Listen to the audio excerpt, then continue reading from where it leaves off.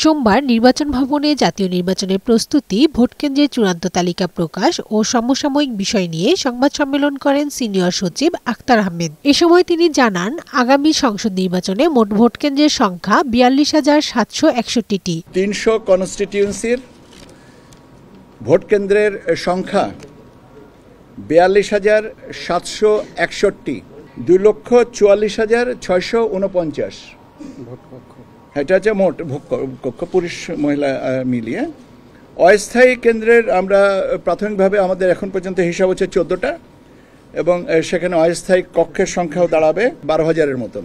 এক প্রশ্নের জবাবে তিনি জানান, এনসিপিকে শাপলা প্রতীক দেওয়ার সুযোগ নেই। রাজনৈতিক দলের নিবন্ধনের ব্যাপারে আমরা অতীতেও আপনাদেরকে বলেছি যে 22টা যে রাজনৈতিক দলের আমরা প্রাথমিকভাবে আমরা মনে করেছি যে বিবেচনাযোগ্য, তাদের বিষয়ে আমরা মাঠ পর্যায়ে কিছু তথ্য কালেক্ট করেছি এবং এটা ইনশাআল্লাহ এই সপ্তাহের ভিতরে আমরা কমপ্লিট করতে পারবো। নতুন রাজনৈতিক দল ও পর্যবেক্ষক সংস্থা নিয়ে চূড়ান্ত সিদ্ধান্ত এ সপ্তাহেই হবে বলে জানান ইসি সচিব। এছাড়া গণভোটের সিদ্ধান্ত বা আয়োজন নিয়ে নির্বাচন কমিশনে এখনো কোনো তথ্য আসেনি বলেও জানান তিনি। কানিজ নুসরাত, বৈশাখী সংবাদ।